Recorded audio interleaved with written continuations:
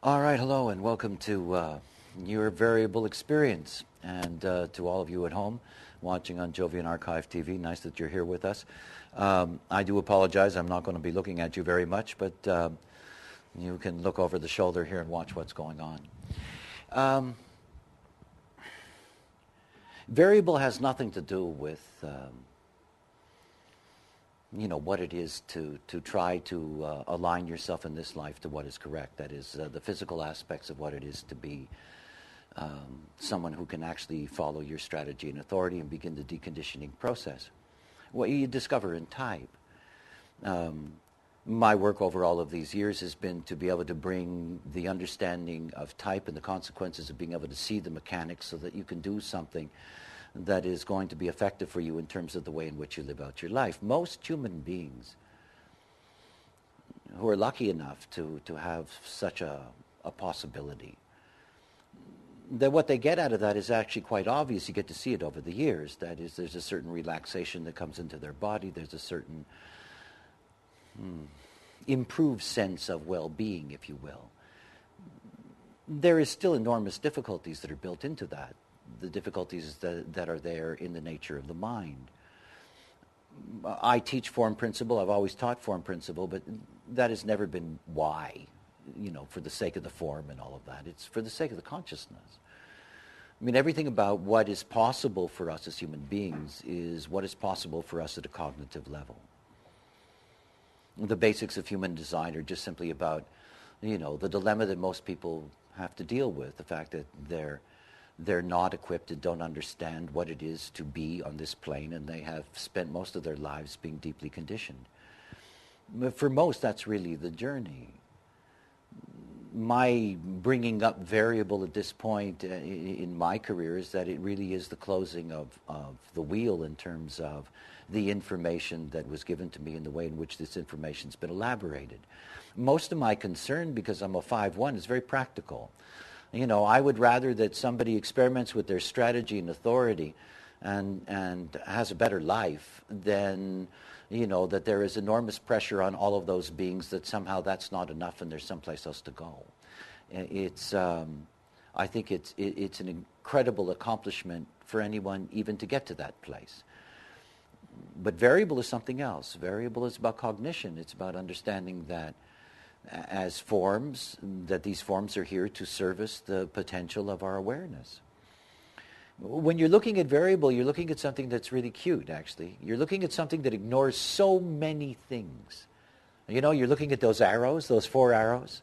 Most people don't even see those arrows, by the way, because most people don't even have access to the programming that actually displays those arrows. But nonetheless, those 4 arrows, everybody looks at them and says, well, what do these mean? What is this all? When you go below the line level in design, when you go into the substructure, you get to levels that are color, tone, and base.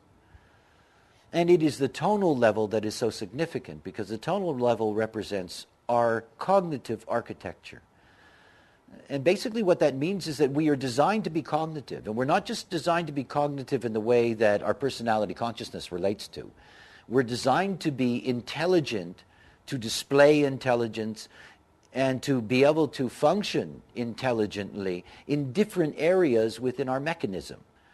The way we measure variable is we measure variable from what I originally called the cross of life. That is, you're looking at the personality and design sun-earths, and you're looking at the personality and design nodes. You're looking at 4 elements.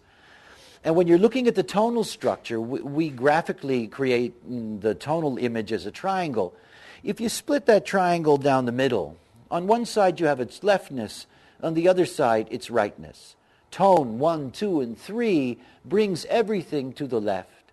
And tone 4, 5, and 6 brings everything to the right.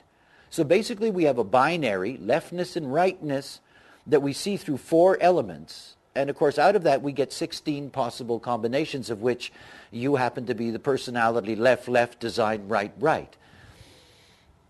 Okay, so that's all very nice and good, but what the hell does that mean? The first thing is the difference between the leftness and the rightness. The leftness. Everything having to do with the left, if you look at the variable chart, the chart of all 16 variables, if you go up to the upper left-hand corner, you have the all lefts. Personality left, left, design left, left. And if you go in a diagonal line to the lower right-hand corner, you get to the all rights. Personality right, right, design right, right. Now the thing to understand about this line is that this is an evolutionary movement. It's a movement. Historically, if we go back to Neanderthal, Neanderthal was a five-centered being that was right. You have Cro-Magnon, modern human, that lived until 1781, actually beyond that, those born before 1781. For the thousands of years of so-called Homo sapien, these were seven-centered beings that were strategic. Now we're an interregnum. That is, we've got one foot in the past, and you people are the people that are standing on a divide. You know that image when you're in the Antarctic, and you're doing a survey? You're the people who get caught with your legs on either side of a crevice, because this is who you are, And if the crevice spreads too much, you may really have a dilemma, because you're really on either side of the divide. Now, if you go back to the left, you're going back to our whole history. In other words, one of my favorites is Lao Tzu, because for me Lao Tzu was a great prophet of the seven-centered being, because he prophesied exactly what would happen. He said you're going to get into a mind trip, you're going to lose the natural order, and you're going to end up being highly competitive, nasty creatures, which is basically what happened with the strategic. Everything about the strategic is about being focused, and in that focusing, out of the tonal level, if you look at the left tones begin in the spleen. That is, they're about our protection, our immune system. It is about our survival. It is about techniques for survival. It carries the deepest, deepest fears. And when you get to the visual aspect in the ajna, that is, you get to the third tone, what you get to see is this binary vision in which we're able to focus on something, and by being able to focus on it, being able to put it within its context. And then because of the way we can relate to each other, we became these weak, inefficient little creatures who ended up dominating the entire planet. All of that done with strategic, focused action. This is what it is to be strategic. This is what the past was all about. Okay, and then you have the advent of the right. We're talking about day and night. The right is peripheral and passive. It hasn't been in the world for a very, very long time. And it's not that what is here now is what was there then, because obviously this is a whole evolutionary spiral that is opened up. And what we're looking at is the development that's leading up to 2027 of the transformation of the solar plex center and the opening up of the solar plex as an awareness potential. All the neural activity in the gut, all that neural activity that ultimately is going to be part of our sensory apparatus, the way in which the right being is intended to operate. Think about your rightness for a moment. The rightness that you have is sensitive to information at a different level than your leftness. Your rightness is sensitive to electromagnetic fields, it's sensitive to auras, it's sensitive to frequencies, it's sensitive to touch at a level that, the strategic does not understand. The strategic says, I'm touching, this is hard, it's an object. The right touches this and gets the information from the carpenter who put the piece together. It is a very, very different way of taking in information. It's only been here since 1781, this new rightness. And this peripheral, this different way of taking in information, which has to do with what's coming.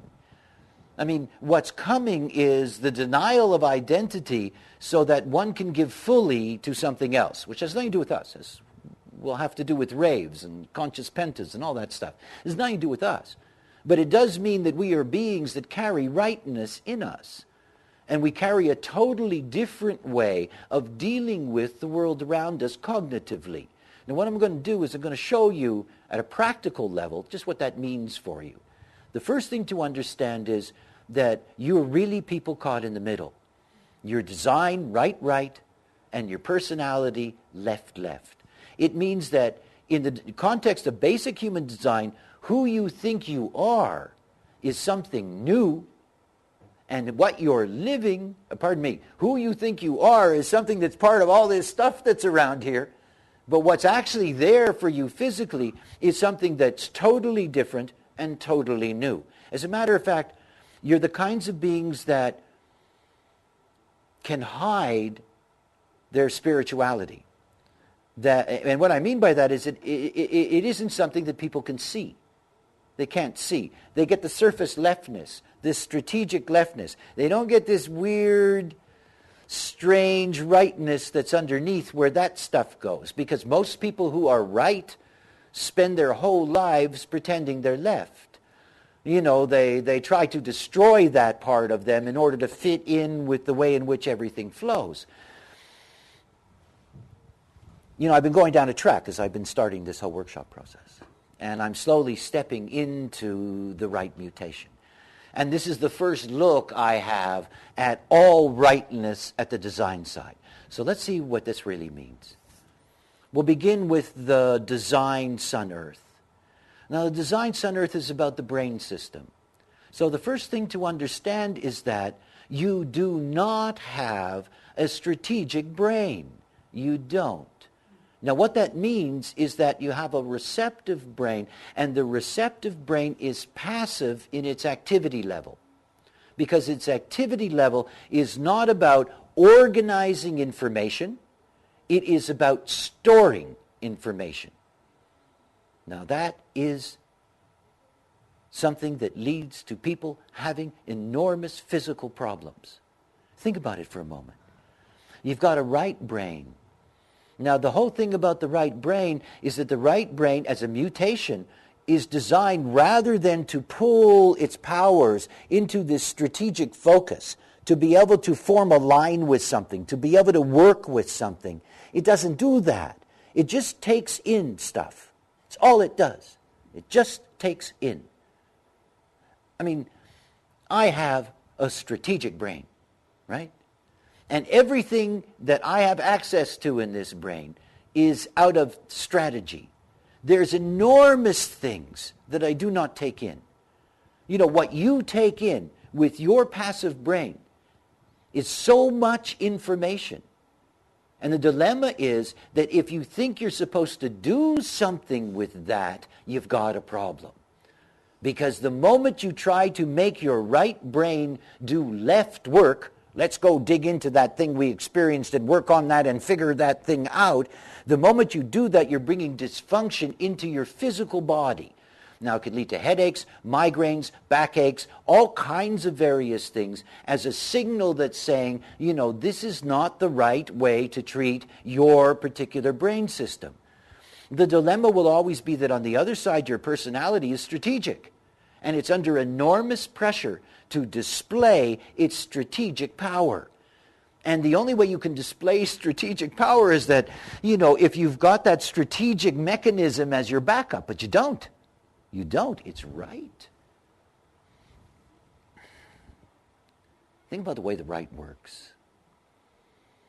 We are moving towards a time in which the ability of the left to be able to organize information so it's available for everybody is a strategy, internet, whatever you want to call it.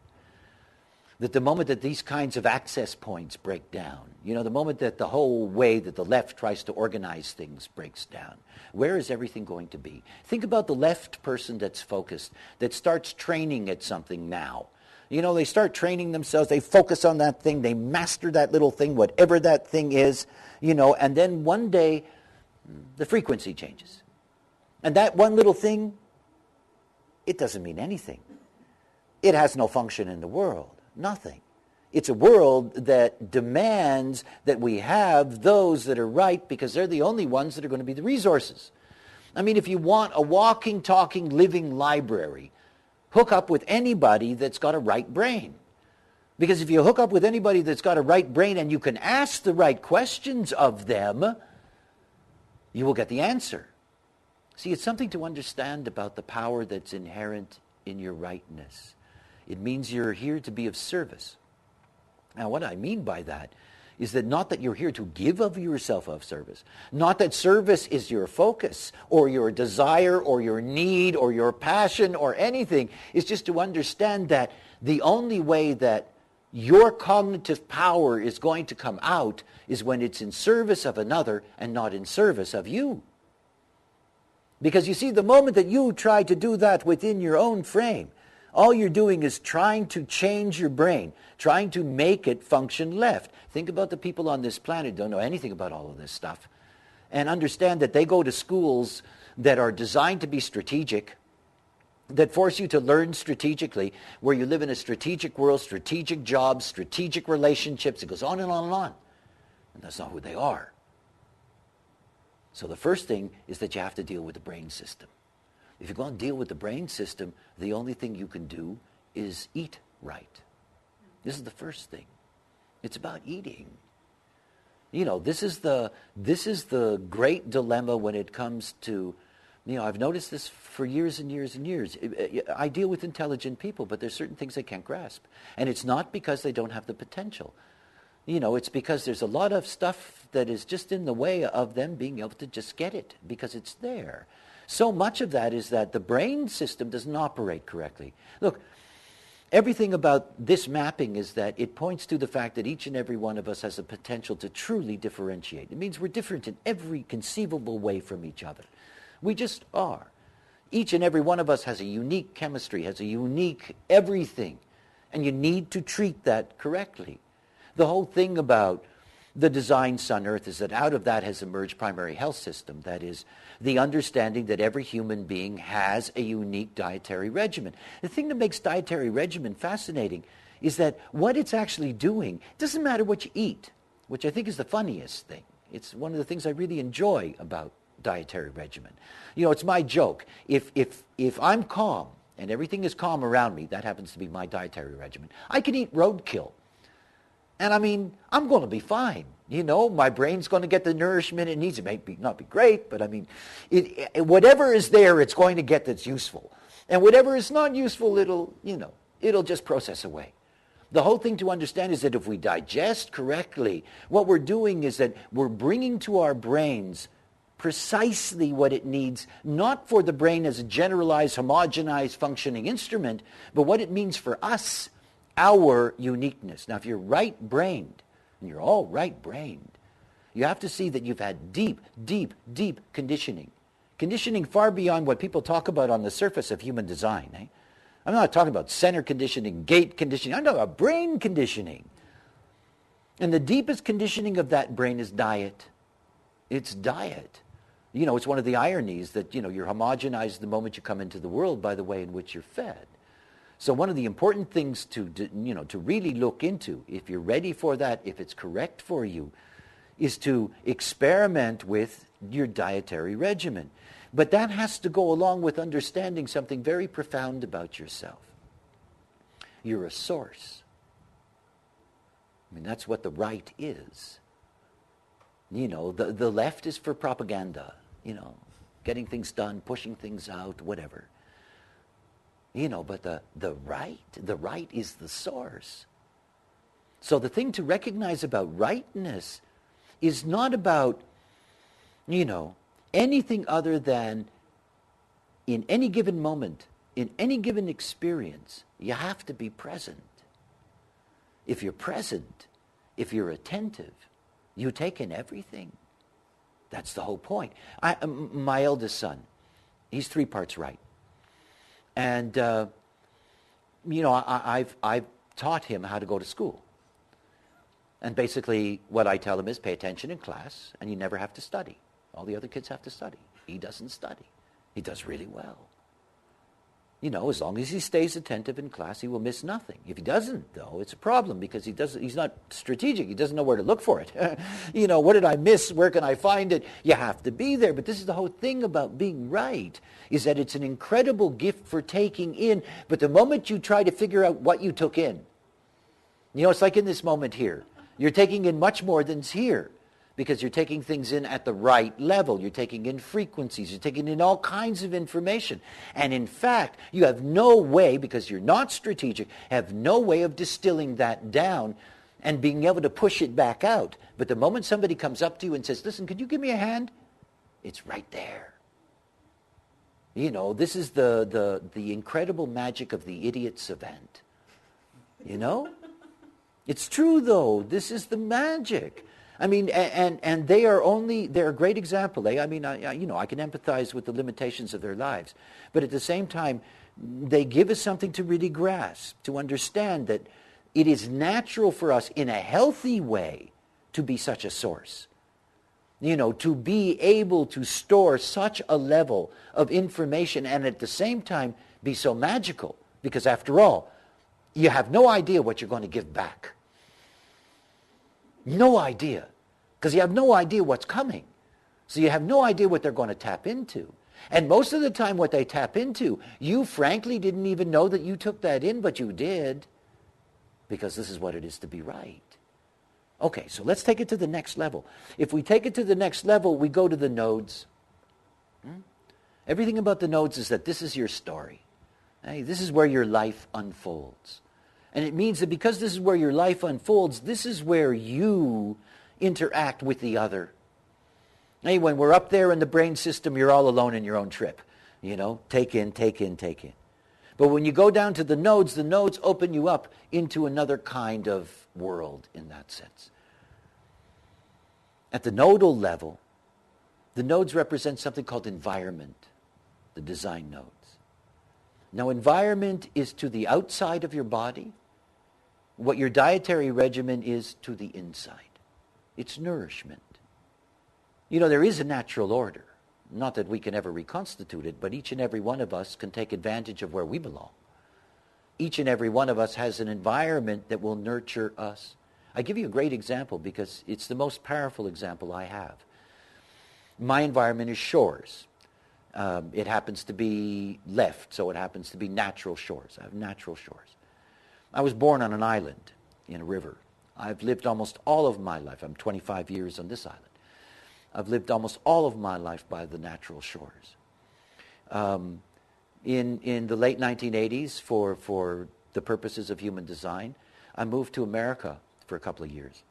And I went to Taos, New Mexico, my wife and I, who was pregnant at the time. And it was the biggest disaster in our lives together. She nearly died, the baby nearly died. I went bankrupt overnight, lost my allies in America. I mean, it was an incredible story. And it was the only time in my life consistently that I was not in the right environment. And the moment I was not in the right environment, I paid a terrible, and my wife is also shores, also natural shores. We paid a terrible price for that. And it's something that you think of, oh yeah, that's nothing, this stuff. An environment, yeah, I'll go into it sometimes. If I feel sick, I'll go to my environment. And it's really something to understand that we are nourished by our environment. Not only does it nourish us, but we approach our environments differently. That is, your environment and your approach is passive. It's passive. Now think about it this way. Let's say that you go over to visit a friend. And the moment that you go over to visit a friend, you're suddenly caught up in doing a lot of activity. Into all kinds of stuff and doing stuff. This is not what you're about. I mean, those people that make you feel like you have to be active, that you have to do things, that you have to get things done, that are pushing you to be involved in things, these are the worst people for you. You're here to be physically laid back in your environment. Really, you're right. You're here to be relaxed in your environment and allowing your environment to bring forces to you. This is your rightness. And you see, the moment that you try to be active in that environment, in other words, the moment that you try to do the moving, the moment you try to do the pushing, that's the moment that things simply will not work for you. They just won't. And you see, again, you have a dilemma. That's all on your unconscious. It's all on the red side. It's what you have no access to. And yet it's the most important thing for you to be able to understand about your physical well-being in this life in order to be cognitive. Because you've got all this pressure on your personality that says, hey, we're strategic. And you're not. It's just your personality that has that power, and you have to learn how to use that. For example, if we go across the nodal line and we get to the personality nodes, what we get to is perspective, your view. Right? When you put the nodal line together, when you're in the right environment, you begin to see. That's the whole point. Now, obviously, there's different kinds of seeing. There is left seeing and there is right seeing. As a matter of fact, I see right, I don't see left. You all see left. And the fact that you all see left means that when you're in the right environment, you have things to focus on. You have things to focus on. But the things that you focus on can only be the things that come to you. In other words, you cannot be a tourist. You can be alive someplace, but somebody would have to point out the tourism to you. Did you see that over there? The fact of the matter is that until they come to you, there is no way for you to be able to use your strategic power. In other words, if you just get stuck in the fact that you're strategically looking at things, that you focus on something, a person, an object, an idea, whatever it is, that if you're just focusing on that thing, it's not going to lead you anywhere other than you're going to put enormous pressure on your right brain to focus. It's going to create problems in your metabolism, because it's one of the major problems with right brain people who have left personalities is metabolism problems. A passive brain is not designed to use up a lot of energy.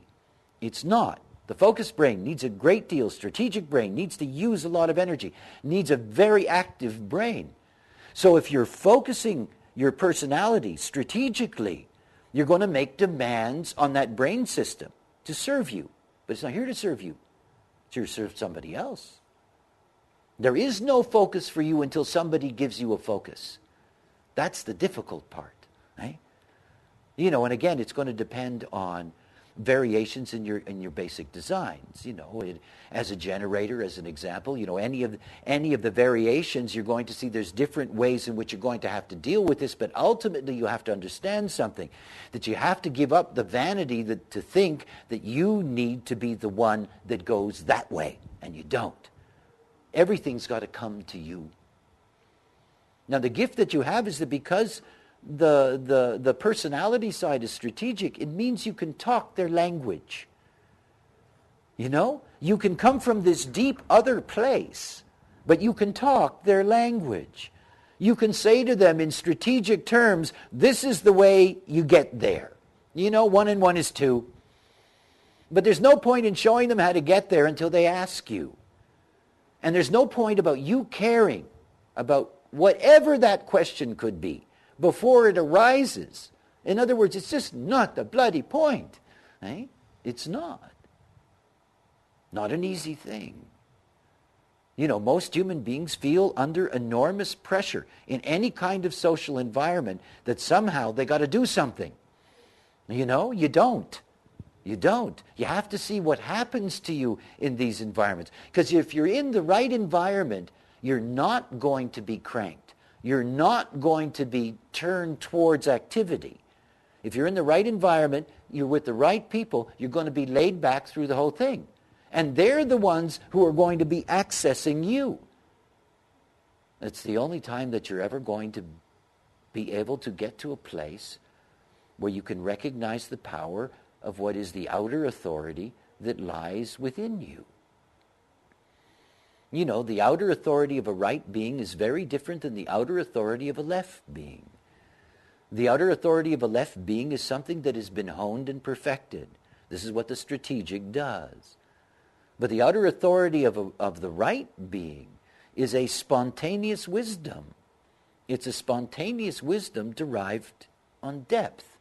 And of course, the thing that is mysterious, the thing that leads to that sort of hidden spirituality, is that you don't know where it comes from either.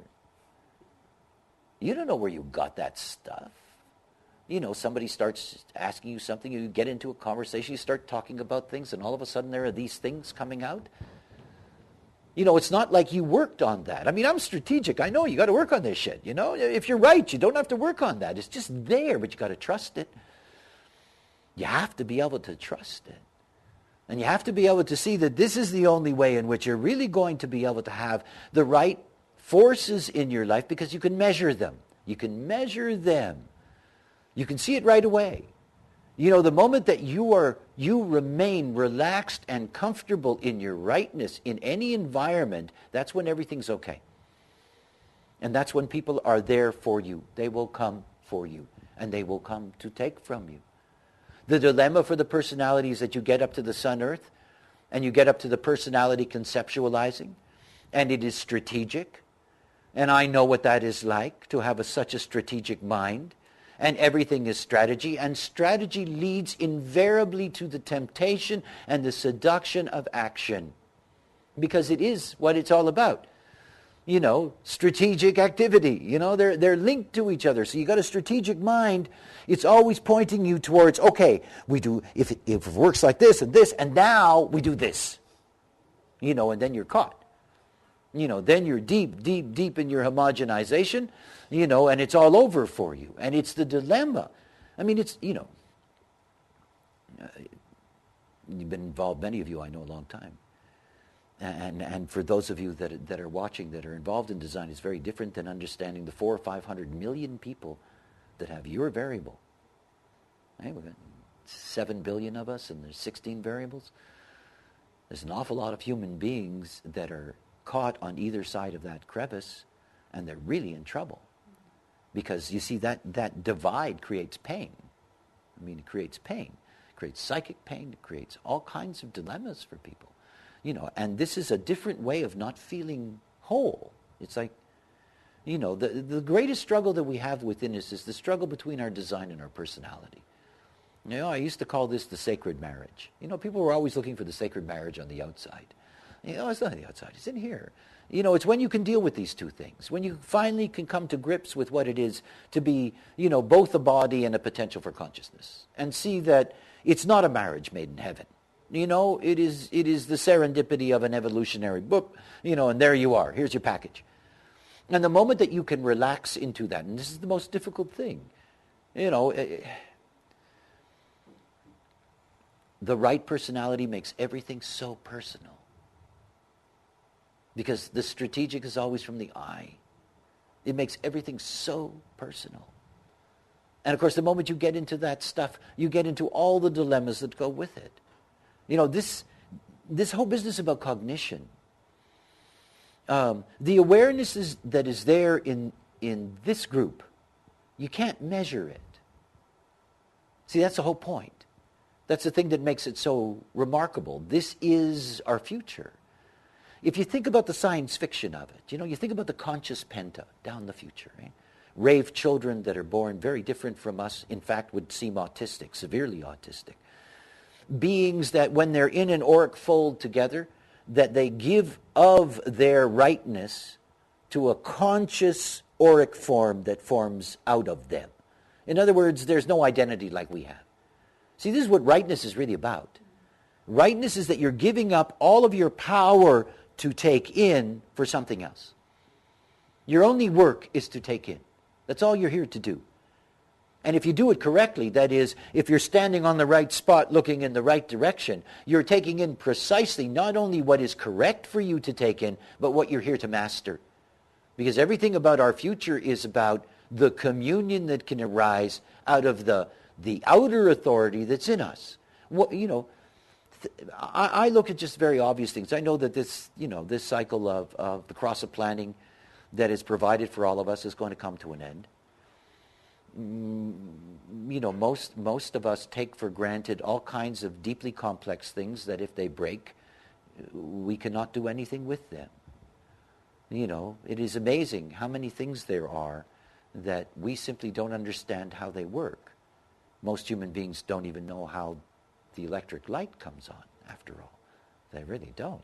They know they flick a switch, but it's not like they know how the hell it works.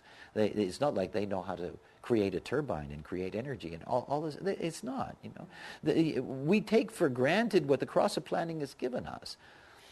And unless you are somebody who is focused on any of these things, and that's what we have, a strategic world in which people focus on all the little elements that make up all the pieces that are held together in the great chain of the structure of community, when all that goes away, where is the knowledge going to be? This is what rightness is about. It's what the emergence of rightness is all about. It's a different way in which our information system lives. See, the seven-centered being could never do that because the seven-centered being only lied. I mean, that is the only consistent thing you can say about a seven-centered human, is that they lied all the time. Look, if you've got a mind that's inner and outer authority, it always lies. It has to. You know, if you're talking to somebody and you're your own authority and you're trying to control all of life, you're going to lie all the time. You can't tell them the truth. You know, you want to protect your ass. You tell them what you think they should know. You tell somebody else what you think they should know. You know, you don't tell anybody what you don't think they should know. It goes on and on. You know, this is the whole dilemma of inner and outer authority being in the same place. Nobody tells the truth. So you don't have any real communication. Everything about the nine-centered being is that we're supposed to be able to communicate at a very special level. This is our whole point. In order to be able to communicate at a special level, you have to be honest. In order to be honest, there's only one way to be honest, is to be unique.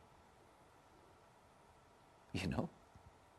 I mean, there's no comparison then. It doesn't matter what you're saying, whether it's good or it's bad or it's right or it's wrong or it's one person's truth or another person's lie. It doesn't make any damn difference whatsoever as long as it is your outer authority. And the whole beauty of this is that we're here to be able to commune that way with the other. Outer authority to outer authority. That's something that this is all about. But it also says something else. It's not about that being some kind of, romantic notion that's very pretty and very nice. It is really a practical function of where we're going.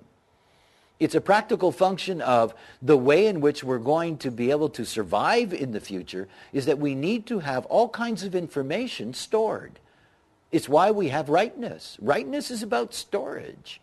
I mean, the whole emergence of rightness is about sophisticated sensory information being stored. That's what it's for. So everything around us in our world that's still hanging on to the old strategic is what's creating for everyone who carries rightness all the pain, all the dilemmas in their process, because as children, they were already being forced to be strategic. Their brains were put under enormous pressure to be strategic. Their environmental conditioning was about being active, all of that stuff. And of course, then you end up with the problems that arise out of that. And those problems aren't pleasant. They never are. And they get worse as you get older because it has to do with the brain itself. So you end up with, disturbances that can be there. It varies. Migraine is very common. All kinds of uncomfortable acoustic phenomena, various levels of headaches, and all these things that can arise out of that. The real key in that actually is food. I mean, it really is. I mean, I can keep on hammering that until the end of time, because if you are right on the design side, that PHS is something that's absolutely essential, because it's the only thing that is really going to begin to align your brain system to what is really going to work for you. But the most difficult thing is psychological. It's always that way. It's more so in your case because of this divide and because you don't have conscious access to that other side. It's all the pressure that is placed on you in the way in which you live your lives and the way in which you interact with others, the way in which you communicate with others, the way in which you try to share what is, your relative awareness with others. The rules have to change for you. And you have to change your own impression about the nature of who you are. I think that's the big task. That is, most beings who are raised in this world who are right have some level of inferiority about the nature of their depth. It's there. They end up studying too much because they think that they have to fill up something that they don't really have a sense of. There is this sense that somebody else can be the source rather than them, without understanding that they truly are a source. It's not about the, it's a source. And it's about seeing that the moment you understand this about yourself, so will others. I mean, that's the whole point. Because otherwise you're not going to have a good time. It's who draws from your well that makes the difference. What they draw from your well. because that's all you get to see is what they draw. You don't get to see anything else. You know, you've got all this stuff stored inside of you. So it depends, you know. What angle is going to be revealed in that? If you have the wrong people in your life, those wrong people are going to draw out things. You have no criteria. It's not your job to decide what gets taken out. So you can end up being dragged into all kinds of stuff. I mean, it's the human beings that you're dealing with. You know, you deal with human beings through your strategy and authority. There is no other way. You have to operate it correctly, but you also have to understand something, that as somebody that, you know, as beings that are right on the design side, the moment somebody makes you anxious, the moment somebody creates any kind of energy anxiety in you, you've got to look at these people and understand, boy, they don't belong around you. The most important thing, the thing that you're really going to be able to enjoy, is the peace of just being able to relax in your body. You see, what I get to see with people who are left, right, the way you are, is that your bodies are stressed. I mean, they're stressed. You know, there's all this pressure from the strategic, you know, that places pressure on your bodies, placing pressure on the unconscious. And this is something that is so unhealthy for you. You know, you're really here to be physically very relaxed with others. You know, you're not here to have to jump up and to do things and to, you know, you can see this with strategic people. You know, there's a group of people and somebody comes in and people are jumping up and things are happening, and, you know, groups like this, you know, you're making a beeline towards somebody because you want to connect with this. Or, yeah, just sit back, you know, take it in and see what happens. I mean, I think this is the most important part of your process with cognition now, is to understand that your cognition is only a reflection of who asks you something. It's what they pull from you. And this is the beauty that you're going to experience in yourself. It's an interesting thing to think about. See, because the moment you're just processing this from the personality level, it doesn't mean anything. It doesn't. You know, you're just going to be cranking over the same strategic formulas, but that's not what you're about. Not only that, you're going to end up thinking about things and isolating yourself in focused thinking, when in fact that's not who you are. As a matter of fact, you're intended to think about different things in a focused way all the time in rotation. No one thing. No thing that stands still there, that locks you into it, that becomes your obsession, that, you know, all of that stuff. That's for strategic beings. You know, it's not for you. Because in the end, no matter what your personality looks like, you're very right. You know, you have right bodies. You have passive bodies. They're not intended to be, you know, pricked and prodded and all of that. But, you know, my concern is the spirit that you enter into that. See, I know I'm not a source. I'm not. I'm just really good strategically, you know. I know how to focus on laying things out so they can be seen. Doesn't mean I'm a source. I got my information from a source. When I meet right beings, I can feel the source. You know, I can feel it in the sense that I described it yesterday when I went from all lefts to the first right, which was the design environmental right. My sensation was falling in. You know, it's like falling into them. This configuration here, you know, I could literally be pulled right along the table. I mean, this is what your auras are doing. You know, this is your bodies. Your bodies are calling. This is what they do. They call.